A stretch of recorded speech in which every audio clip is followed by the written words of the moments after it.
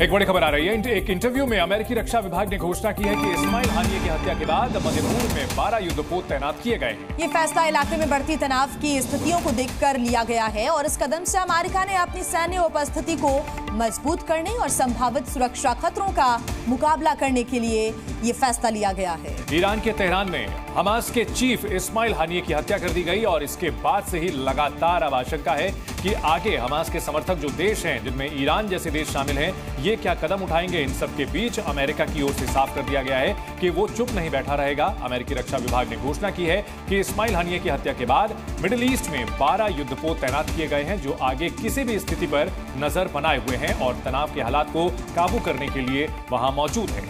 तो क्या खाड़ी में और खतरा बढ़ सकता है और तनाव बढ़ सकता है, ये अब बड़े सवाल हैं और यही वजह है कि मध्य पूर्व में अमेरिका अलर्ट है और 12 अमेरिकी युद्धपोत अब तैनात कर दिए गए हैं। सुरक्षा के मद्देनजर ये फैसला लिया गया है। इस्माइल हानिया की हत्या के बाद दुनिया मानो 2 ध्रुवों में बढ़ती हुई दिख रही है, जिससे तीसरे विश्व युद्ध की सुगबुगाहट भी तेज हो गई है। इजराइल ने एडवाइजरी जारी की है तो ईरान और हमास ने बदले की धमकी दी है।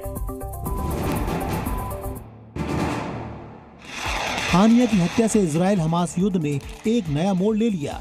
अब बदले की कार्रवाई की प्लानिंग हमास कर रहा है, इसका साथ ईरान दे रहा है और ईरान के सर्वोच्च नेता आयतुल्लाह खामनेई ने बड़ा बयान जारी किया और कहा कि हानिया की हत्या करके इजराइल ने अपने लिए किसी भी तरह की कठोर सजा का आधार तैयार कर लिया है। हानिया के खून का बदला लेना ईरान का कर्तव्य है, क्योंकि वो हमारी धरती पर शहीद हुआ है। तो वहीं रूस ने भी हानिया की हत्या की निंदा की और इसे राजनीतिक हत्या बताया है, जबकि तुर्की ने भी इजराइल के खिलाफ बयान जारी किया। अब हानिया की हत्या के बाद नए तरीके से बदले की रणनीति बन सकती है।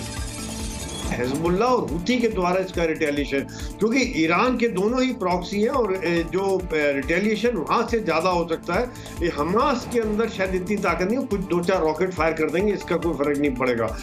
मध्य एशिया में अमेरिका और ब्रिटेन ने भी अपने युद्धपोत तैनात कर दिए हैं। विमान वाहक को यूएसएस थियोडोर रूजवेल्ट फारस की खाड़ी तक पहुंच गया है।